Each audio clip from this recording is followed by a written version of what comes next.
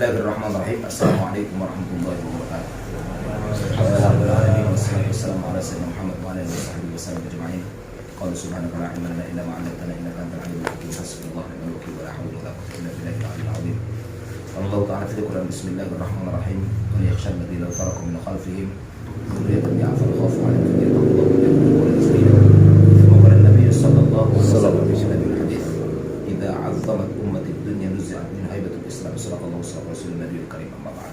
Syekh Bait yang dimuliakan Allah, kemudian para kaum muslimin rahimakumullah yang Allah Ta'ala cintai. Kepada Allah Ta'ala kita panjatkan segenap puji dan puji alhamdulillah. Dengan izin Allah di menjelang tengah malam ini kita dipertemukan dalam kajian, insyaallah semoga menjadi asbab dan menjadi wasilah untuk kita semakin dekat dengan Allah Subhanahu wa taala. Selawat dan salam kita hadiahkan kepada pengikut dari kita Muhammad sallallahu alaihi wasallam. Allahumma shalli wa sallim ala sayyidina Muhammad wa ala ali Muhammad. Baik, kita lanjutkan ta'lim kita. Hadisnya qala Nabi sallallahu alaihi wasallam, "Idza 'azzamat ummatid dunya duzi'at minhu haibatul Islam." Ketika umatku membanggakan dunia. Ketika umatku membanggakan dunia. Ketika umatku membanggakan dunia, nuzi'at minha haibatul Islam, maka dicabutlah dari hati mereka keagungan Islam. Maka dicabutlah dari hati mereka keagungan Islam. Maka dicabutlah dari hati mereka keagungan Islam. Wa idza tarakatil amra bil ma'ruf wan nahyi 'anil munkar, dan saat umatku meninggalkan amar ma'ruf nahi munkar, hurimat barakatul wahyi, maka diharamkanlah keberkahan Al-Qur'an. Maka diharamkanlah keberkahan Al-Qur'an. Diharamkan apa? Ya, keberkahan Al-Qur'an. Rawahu Tirmidzi. Hadis ini diriwayatkan oleh Imam At-Tirmidzi dalam sunannya. Baik, saudara kaum muslimin yang dimuliakan Allah, hadis ini menunjukkan kepada kita betapa Nabi Shallallahu alaihi wasallam mewanti-wanti untuk tidak terlalu mencintai dunia. Bukan artinya kita tidak boleh mencari dunia. Dunia itu perlu, karena perlu keseimbangan. Apa yang dikatakan Nabi, "Ya'mal di dunia kaka'annaka ta'ishu abada, wa amal di akhirati kaka'annaka tamutu ghadan." Carilah dunia, seakan Anda hidup untuk selamanya, namun jangan pernah lupakan akhiratmu, seakan Anda besok pagi akan pulang kepada Allah Subhanahu wa taala. Artinya, yang dunia perlu keseimbangan. Maka sikap para ulama-ulama kita bagaimana menyikapi tentang dunia, maka letakkanlah dunia di tangan Anda, biarkan Allah dalam hati Anda. Jangan sampai dunia merasuk ke dalam hati kita, karena akan memporak-porandakan segala apapun yang menjadi impian akhirat kita. Maka dunia ini sangat diwanti-wanti. Makanya dunia diartikan adalah dekat namun hina, dan dunia ini adalah merupakan lautan yang sangat luas. Ungkapan Luqmanul Hakim dalam kitab Apa Arti Hidup karangan Hajjah Hadiah Salim mengatakan bahwa ad-dunya bahrun amikun wa qad gharqa fiha nasun katsir. Dunia ini adalah lautan yang sangat luas. Ini lautan di tahun kita sedang berada di atas lautan. Wa qad gharqa, banyak manusia tenggelam di atasnya. Maka supaya tidak tenggelam, faja'al safinata fiha taqwa. Jadikanlah sampanmu yaitu takwa kepada Allah. Wa syauhal iman biha, kemudian bebannya supaya tidak terombang-ambing oleh lautan kehidupan ini, maka jadikan iman adalah isinya. Wa syira'uha tawakkal 'ala Allah, layarnya supaya melabuh pada pelabuhan dengan selamat, maka jadikan tawakal kepada Allah. La'annaka tanjuwa, maka Anda pasti akan selamat. Artinya bagaimana? Ada sikap tentang dunia. Makanya Nabi sangat mewanti-wanti. Sering ditawarkan kepada baginda Rasulullah sallallahu alaihi wasallam supaya Allah Ta'ala jadikan dia jadi orang kaya. Kenapa? Karena salah satu yang dikomplain, yang dicaci oleh para orang kafir Quraisy kepada Muhammad tidak pantas jadi rasul. Kenapa? Dia miskin, bukan punya harta, bukan anak pejabat segala macam. Bahkan dia adalah yatim, ya kan? Bahkan dia adalah ummi. Sehingga sering ini digunjingkan kepada Nabi sallallahu alaihi wasallam.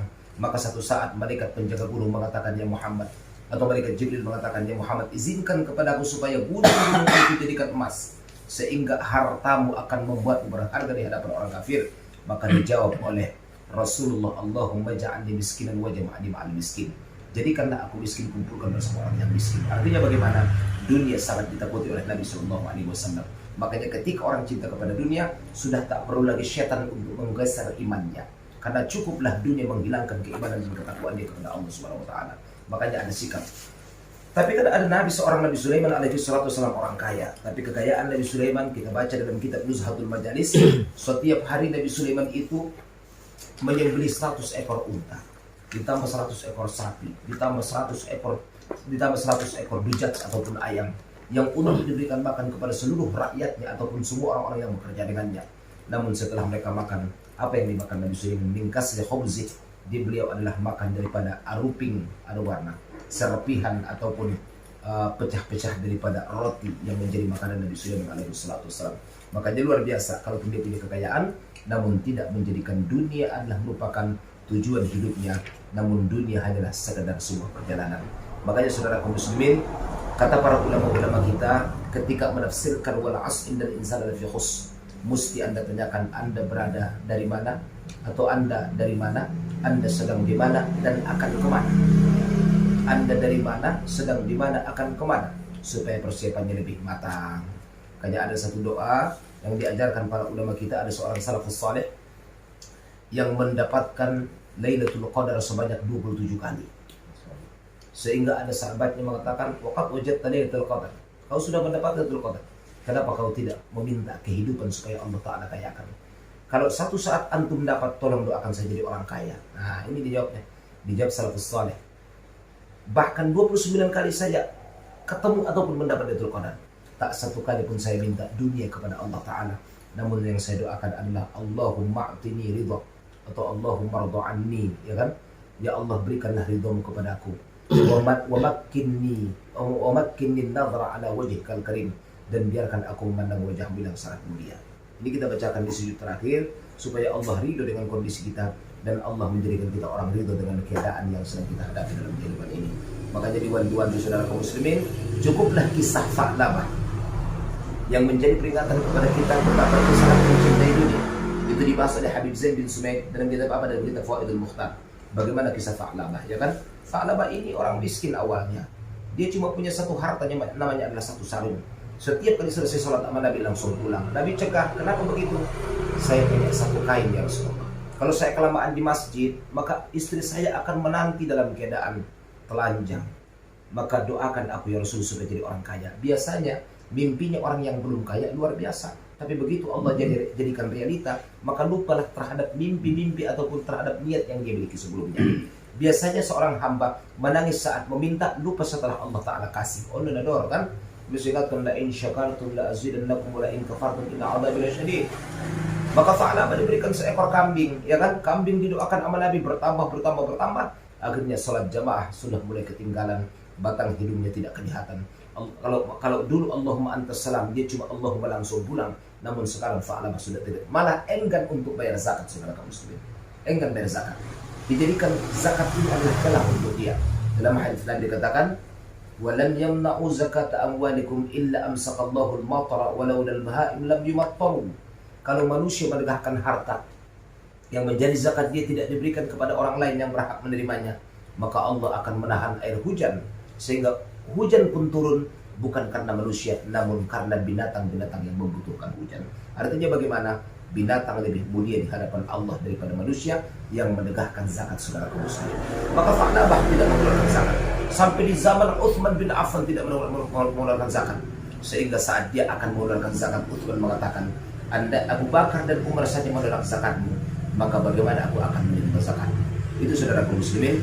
Maka dunia adalah satu musuh yang sangat luar biasa. Ketika dunia ini tidak bisa kita manfaatkan dan kita fungsikan kepada Allah Ta'ala. Jadi mencintai dunia adalah seperti menelan buat si malakama, seperti makan pinang sisingkot kola, ipangan baya matiama, ngaipangan matina, maju kena mundur kena, dan Anda berada pada posisi dan titik yang salah, saudara muslim. Maka kita lihat efek apa yang ditimbulkan ketika umat Muhammad sudah mulai membanggakan dunia, ya kan? Pantas saja dalam peristiwa Mi'raj Nabi itu tidak mengalihkan pandangan kepada dunia. Ya Muhammad intadirni, ya Muhammad intadirni, ya Muhammad ligiyau, ya Muhammad pandang aku. Nabi mengalihkan pandangan. Nabi tidak menoleh kepada dia. Man huwa atau man hiya ya Jibril. Dijawab, dia adalah dunia. Andaikan kau menetap dunia pada saat itu ya Muhammad, maka umatmu semua akan cinta kepada dunia. Tak, kau tetap saja umatmu sangat cinta kepada dunia. Nabi tidak melihatnya, saudara kaum muslimin. Maka boleh kita kaya, tapi jadikan kekayaan Anda jembatan untuk mendekat kepada Allah Subhanahu wa Ta'ala. Karena Islam mesti kaya, perlu infak, perlu sedekah, dan perlu menebusi para tapakan. Itu saudara kaum muslimin yang dimuliakan Allah. Efek apa yang ditimbulkan ketika dunia dibanggakan oleh umat Muhammad? Luzi'at minha haibatul Islam. Islam sudah mulai tidak berharga untukmu. Jadi ketika dunia merasuk dan menguasai hati, maka Islam sudah mulai tidak berharga. Islam sudah mulai dipandang sebelah mata tepuk sebelah tangan. Islam hanya dijadikan sebagai agama-agama saja, bukan agama yang akan mengantarkan kepada Allah Subhanahu wa taala. Kemudian, wa idza tarakatil amra bil ma'ruf wa nahyi 'anil munkar qaribat barakatul wahyi. Ketika ditinggalkan amar ma'ruf nahi munkar, maka akan dicabutlah keberkahan daripada Al-Qur'an, saudara kaum muslimin. Kita tahu bagaimana keberkahan Al-Qur'an. Dalam hadis Nabi, "Nawwiru manazilakum bis salati wa tilawatil Qur'an." Cahaya dalam kehidupan kita dan obat gelisah yang paling luar biasa, ya kan? Yaitu untaian bacaan Al-Quran. Orang yang baca Quran, insya Allah, Allah tutup 99 pintu daripada kecelakaan. Dan yang paling inti atau paling kecil, ya kan, adalah pintu kegelisahan dalam hati. Maka kenapa muncul penyakit cukcet? Indah unjungna tenang asal pesu ita malakna miskinna ita malakna susahna. Tak ada cerita indah dalam kehidupan kita karena Anda kurang membaca Al-Qur'annya Allah Subhanahu wa taala. Makna yang dikandung setiap hurufnya, setiap Al-Qur'an adalah, setiap perkalimatnya adalah 47.750 arti. Ya kan? Setiap satu huruf, setiap satu kalimat. Namun kalau kita Al-Qur'an tidak dibaca, maka gelisah akan menghantam jiwa. Keberkahan akan Allah Ta'ala cabut. Makanya law anna ahlal qura amanu wattaqaw lafatahna 'alaihim barakat. Kalau para ahli penduduk kampung itu beriman bertakwa, maka akan dibukakan keberkahan dari langit dan bumi. Ini soal berkat balon bubang kan? Kehidupan non aso deh, ma'amar ma'ruf nahi munkar dia sudah mulai tinggalkan. On zaman na mulai sip mon aso dogil peiba sip kalak, ya kan? Sondi pe maksud di sip kalak, ngarung kalak na humbe, amar ma'ruf nahi munkar mulai hilang. Dan siapa yang paling disalahkan? Kalangan para ulama-ulama. Makanya kata Imam Syafi'i, banyaknya musibah terjadi di mana-mana, bukan karena banyaknya orang bodoh, tapi karena diamnya para ulama dari kebodohan itu. Mereka tidak melaksanakan amar ma'ruf nahi munkar. Maka kuntum khairu ummatin ukhrijat lin-nasi ta'muruna bil ma'ruf. Umat Muhammad dipilih menjadi umat terbaik karena mereka melaksanakan amar ma'ruf nahi munkar. Itu dalam surat An-Nisa. Baik, kita lanjutkan hadis selanjutnya. Bismillahirrahmanirrahim. Idza qulta li sahibika yaumil jum'ati al-sunnah. Ketika Anda berkata kepada temanmu pada hari Jumat di masjid, ceritanya. Ketika Anda berkata kepada temanmu di hari Jumat atau ketika sholat Jumat maksudnya, ansit diam engkau, sibkoh bikin siaran. Wal imamu yakhtubu, sementara imam sedang menyampaikan khutbah. Faqad laghauta, maka sia-sialah Jumatmu. Faqad laghauta, maka sia-sialah Jumatmu. Rawahul Bukhari. Baik, Jumat adalah bagian daripada kewajiban, sepakat para ulama hukumnya adalah fardu ain, ya kan? Maka siapa yang tidak melaksanakan Jumat banyak ancaman, termasuk man taraka salata muta'ammidan faqad kafara bihar. Begitu khatib sudah naik ke mimbar, ini bahasanya wal imamu yakhthub, berarti khatibnya imam dong, imamnya khatib dong. Sementara yang kita temukan di sini, khatib siapa, imam siapa, apalagi di kampung. Khatibnya beda, imamnya beda. Sebenarnya bagaimanakah tatanan hukum dalam hal ini? Dalam kitab Al-Mawsu'ah Al-Fiqh Al-Kuwaitiyah, ya kan?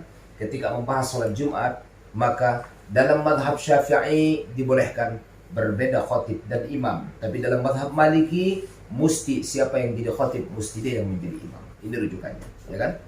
Tapi dalam madhab Syafi'i dibolehkan beda khatib, beda imam. Tapi dalam madhab Maliki, siapa yang khatib, mesti imam. Karena wal imamu yakhtub.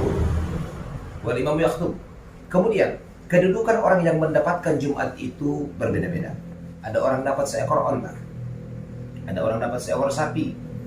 Dan ketika khatibnya naik ke mimbar, maka pembukuan pun akan ditutup. Sehingga yang datang ke masjid setelah khatib di mimbar sudah tidak terhitung mendapat apa-apa. Landang hanya sekedar melepaskan sebuah kewajiban. Awan udah pemal. Dapat ding Jumat sini besok ini oleh. Nasunyo orang dapat untung. Ayo kan? Nah, jadi memang susah, luar biasa. Makanya Jumat ini adalah sekali dalam seminggu, sekali dalam satu ahad, namanya Sayyidul Ayyam. Kelebihan apa yang dimiliki Jumat? Semua jadi barakah, betul. Dan ada kata Nabi SAW, waktu yang sangat mustajab ketika kita berdoa di hari Jumat. Mana? Ba'dal asr qablal maghrib, setelah asar, sebelum maghrib. Itu doa sangat mustajab. Langit terbuka, saudara kaum muslimin. Maka kalau kita mau menyampaikan sesuatu hajat, sampaikan di sana. Dan kalau bisa amalkan apa yang dikatakan Syekh At-Tijani, saya sudah ijazahkan, hadhihi hadiyatan laka ya Rasulullah. Baca 12 kali, sampaikan keinginan kepada Allah, insyaallah makbul. Subhanallah. Jadi Jumat ini adalah sayyidul ayyam. Maka dijaga, artinya bagaimana dijaga? Kalau ada yang bicara di sebelah kita, jangan katakan ansip. Sip ko nimbo dapotan ko. Nah, dapotan kan? Jadi sendiri mah. Ini musuhnya gitu kan. Ulang keluar jabat kata-kata naik. Fakot lahu. Maka akan sia-sia Jumat kita. Sia-sia artinya kata bukan tidak sah, Jumatnya sah, tapi sekedar melepas sebuah tuntutan dan kewajiban. Jelas ya? Itu hukum Jumat saudara kaum muslimin. Kita lanjut. Kemudian satu lagi, ulang unjung lupa. Kalau ba'dal Jumat itu senantiasa kita amalkan ilahi nastu lil firdausi ahla 6 kali. Aduh. Kemudian ayatul kursi juga bacakan minimal 1 kali. Saya sudah sampaikan, kalau ayatul kursi kita baca setiap kali ba'da sholat, sesudah sholat, maka tidak ada jarak kita dengan surga kecuali Allah khawatir. Ulang ujung 3 kali. Lanjut 15, halaman 15. Idza qala al-'abdu ya rabbi ya rabbi. Ketika seorang hamba berkata, wahai Tuhanku, wahai Tuhanku. Qala Allahu labbaika 'abdi sal tu'ta. Maka Allah akan menjawab, labbaika 'abdi, selamat datang wahai hambaku, atau kujungjung perintahmu, ku dengarkan kata-kata wahai hambaku. Sal tu'ta, mintalah apa yang kau inginkan, pasti akan kuberikan. Sal tu'ta, minta apa yang kau inginkan, pasti akan kuberikan. Baik, dalam Asmaul Husna ada yang dinamakan dengan Asmaul A'zam. Ya. Apa itu Asmaul A'zam? Yaitu penghulu dari semua Asmaul Husna. Salah satu bahasanya adalah ya Rabbi ya Rabbi. Ketika Anda punya keluhan dalam kehidupan, sering munajat kepada Allah dengan menguntaikan kata ya Rabbi tapi pakai rasa, ya Rabbi tapi pakai hati. Ketika seorang hamba bicara dengan Tuhannya dengan mengucapkan ya Rabbi pakai hati yang sangat luar biasa, jadi bukan hati yang kosong, kawan. Jadi benar-benar irasatul fa'nanai, masuklah ke dalam kalimat itu. Maka Allah akan menjawab, labbaika abdi. Katakan apa yang kau inginkan wahai hambaku, ku sambut kedatanganmu. Sal tu'ta, mintalah pasti akan kukabulkan. Berarti kalau punya hajat katakan ya Rabbi ya Rabbi. Kalau punya hajat yang besar, amalkan ketika sujud terakhir. Abang, bacaannya ya Rabbi ya Rabbi. Rabbi ya Rabbi, mulut kita ucapkan, dalam hati kita sebut apa yang kau inginkan dengan Allah. Selesai. Terus pendek, kalau kan apa lo? Ya asman, oh ya Rabbi ya Rabbi. Nah ini faktur dari ulama apa itu?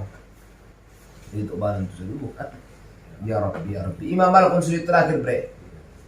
Dua kun pompui so alul Quran halu ilmu. Lanjut. Idza qama al-'abdu fi salatihi, ketika seorang hamba tegak pada waktu salat. Kemudian dzurral birru ala ra'sihi hatta yarka. Disebarkanlah, diletakkanlah kebaikan di atas kepalanya sampai ia ruku. Diletakkanlah segala kebaikan di atas kepalanya sampai ia ruku.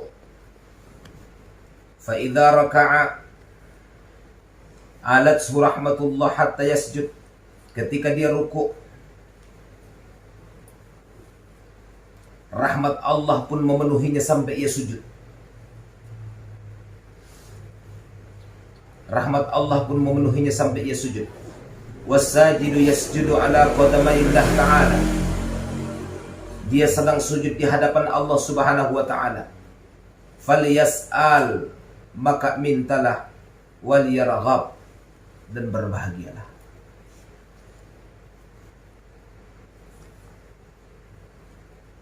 Baik. Oke. Salat yang agama sepakat. Ya. Sepakat aja, Bang. Salat yang agama. Ketika seorang salat, ini hadis adalah untuk kita targhib atau motivasi. Seakan saat kita melaksanakan ibadah salat itu, maka seluruh kebaikan apapun yang kita minta dan kita harapkan akan Allah Ta'ala letakkan di atas kepala kita. Tadi saya sampaikan di Ciputat, ya kan? Berusaha ikhlas sekecil apapun ibadah yang Anda lakukan. Ada sahabat Nabi namanya Abi Dzar Al-Ghifari. Siapa? Abi Dzar Al-Ghifari. Kenapa dinamakan beliau dengan Abi Dzar? Li'annahu dzarra sukra fi sahbaitihi. Karena dia suka menyebarkan gula di depan rumahnya supaya ada sedekah terhadap semut-semut yang sedang lewat di sana. Nah, karena dzar itu artinya menebarkan, menyebarkan. maka yusamma atau dinamakan dia dengan Abu Dzar Al-Ghifari. Itu benar, ya kan? Ya nanti kan amal benahon. Ada si pinggan dalam sego, ada bain abang tiap hari sibo seminum uting na lewat iben goy numon na. Umar bin Khattab dalam kitab Usfuriyah itu diangkat sampai namanya Usfuriyah. Kenapa? Karena kisah Umar di sana adalah kisah yang paling terangkat. Dia melepaskan seekor burung yang dipegang oleh seorang anak, kemudian dia beli, dia tebus dan dilepaskan itu burung. Itu yang membuat dia sangat Allah cintai setelah kematiannya, gara-gara burung, saudara kaum muslimin. Padahal julukan beliau adalah mufkidul aramila wal aitama, orang yang menghilangkan perasaan janda dan anak yatim saat hidupnya Umar bin Khattab. Kenapa? Setiap malam patroli, ambil ke Baitul Mal, bawa gandum ke depan rumah anak yatim dan janda, tapi mereka tidak tahu siapa yang memindahkan itu gandum ke depan ke halaman rumah mereka. Tapi begitu Umar bin Khattab meninggal dunia, sudah tidak ada lagi gandum ditemukan di depan rumahnya, sampai beliau julukannya mufkidul aitama wal aramil, orang yang menghilangkan perasaan seorang janda dan orang yang mampu menghilangkan perasaan seorang yatim. Itu Umar bin Khattab. Nah, orang sholat, ya kan, ketika dia tegak berdiri di hadapan Allah, seluruh kebaikan sudah Allah letakkan di atas kepala dia. Kebaikan namanya bir, sudah namanya bir. Ketika ruku, bir itu berubah jadi rahmat. Ketika ruku, ya kan, sampai kapan? Sampai dia sujud. Bir kebaikan, rahmat, kasih sayang. Tegaknya di atas kepala dia adalah bir. Ketika ruku di atas pundak dia adalah rahmat sampai ia sujud. Ketika ia sujud di hadapan Allah, dia sedang bersujud, maka kata Allah, wal yas'al wal yarda, minta yang kau inginkan, silahkan berbahagia wahai hambaku. Ada maksudnya bang, berarti bang waktu jongjong tempat na mustajab, ruku tempat na mustajab, mendung adung si jodoh na di jongjong nai bir kebaikan, segala kebaikan ada di sana. Di ruku nai sampai sujud nai adong rahmat di Allah di sini. Nah, ketika sujud di hadapan Allah, tinggal satu terakhir. Ghayatul ghayahnya adalah Allah suruh kepada kita, mintalah apa yang kau inginkan. Apa yang dimaksud? Dalil sujud terakhir adalah saatnya Anda bermohon kepada Allah apa yang Anda inginkan. Tadi bentuk maksudnya itu, ya kan? Tadi ya kan, wasajid yasud ala qadami rabbi, orang yang sujud sedang sujud di hadapan Tuhannya. Mengerti kan bang? Di bawah tumit kaki Tuhannya, kan? Cuma ulang bahasa, ulang mustabih. Dia sedang sujud di hadapan Tuhannya, dan Tuhannya sedang berkata, minta apa yang kau inginkan pasti akan dikabulkan. Apa lagi udah? Berarti di sujud terakhir pay doa bang. Aso madong mantong birna kebaikan na, madong marahmat na tinggal mangido do ma. Allah. Kebaikan dari waktu jongjong, rahmat di waktu ruku sampai di waktu ruku, di sujud naik waktu mangido. Faliyas alwal yarqab. Pasti Allah kabulkan segala usaha. Yung anong bukid jibat itu pamagi doon sa Diyos. May sobolak doon ito harapang pala kamagi doon siya. Sila kasumbong, nalak masaraman doon. Lanjut. Idza qara'a ibnu Adam as-sajadata fasajada. Ketika manusia membaca surah as-sajadah,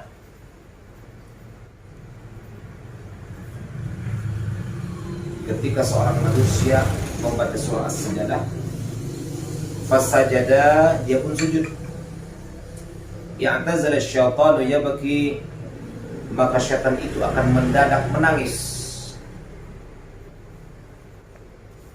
Yaqul sambil berkata, ya wailah, alangkah celakanya. Umiru ibnu Adam bis sujudi fasajada falahul jannah.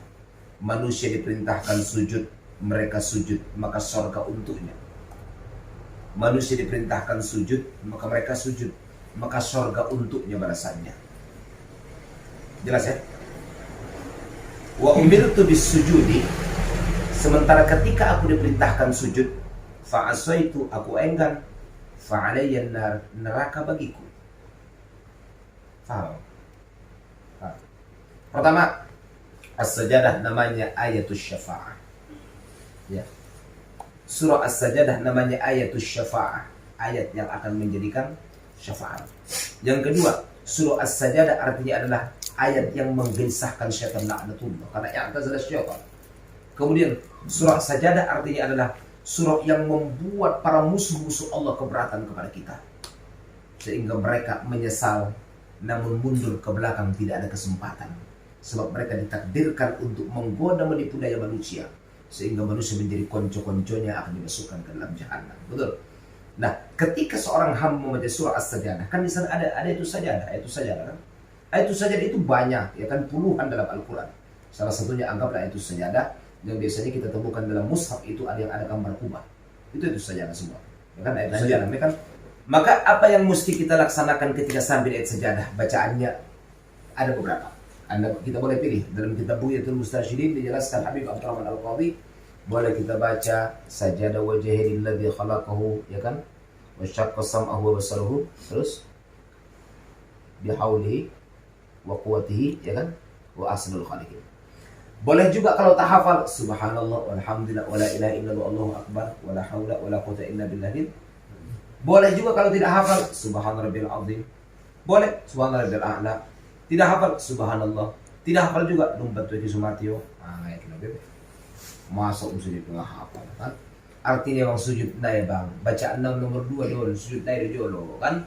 Nah, ketika seorang hamba melaksanakan sujud saat membaca surah As-Sajdah, ya tazal syaitan ya baki. Mendadaklah syaitan itu menangis meraung-raung sambil berkata, Allah perintahkan mereka sujud, maka mereka masuk surga.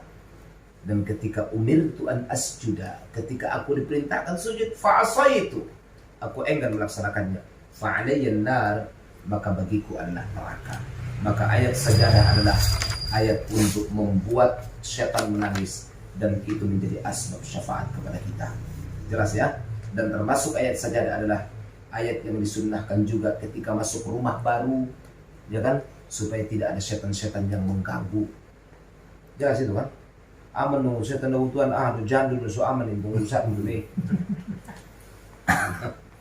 Faham? Insyaallah pasti faham. Oh, kan?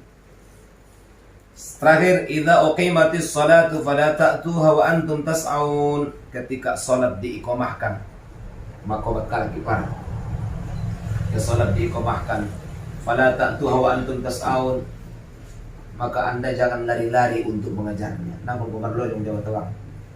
Din sosak di tundung kolak bolu, tundung kobayu, tundung kolak na buta segala macam, santai saja. Atau jalan agak cepat lah, tapi nggak usah lari. Waktu hawa antum tamsyun, datangi salat itu dalam keadaan jalan kaki. Ulang marlo jangan jalan kaki doang. Saya pernah balik ke Solo pulang macam kan. Wa'alaikumus sakinah, tenang. Wa'alaikumus sakinah, hendaklah tenang. Fama adraktum fasallu, yang bisa dikejar ikuti, yang bisa dikejar ya kan, dapat 2 rakaat mah ikuti. Wa ma fatakum fatimu, yang tak bisa dikejar sempurnakan setelah salam, yang tak bisa dikejar sempurnakan setelah salam. Pertama, sholat berangkat ke masjid di kulli khatwah, setiap langkah menghapuskan dosa. Betul. Kalau kita lari, langkahnya makin dikit, berarti dosa yang diampunkan makin dikit. Nah, undang-undang idza uqimatis shalah, ketika salat sudah diiqamahkan, kita masbuk, ya kan? Maka hukum masbuk itu adalah fala tas'aun wa anta tamshun. Fala tas'aun, apa itu? Jangan lari, jangan sa'i, lari kecil maksudnya kan? Tapi jalan biasa aja. Sebab ada hukum dalam fikih, apa tuh? Fama adraktum fasallu. Berapapun yang dapat rakaatnya ikuti, dan apa yang tertinggal adalah sempurnakan. Itu hukum lah bang. Nang konsosak jabat kan, sampai tertulung kualak kan. Kenapa? Wa'alaikumus sakinah. Karena kalau anda buru-buru, nafasmu akan memburu, anda tidak akan tenang. Dia tenang tuan. Apalagi na penyakit asma dia muncul. Dia sio baru tadi bentukan. Unggal busir ke tembana, bisa julang ketangkatan segala macam. Santai. Kenapa santai? Supaya nafas kita juga tenang. Dan begitu sampai di masjid, enak untuk melaksanakan ibadah sholat. InsyaAllah faham. Assalamualaikum warahmatullahi wabarakatuh.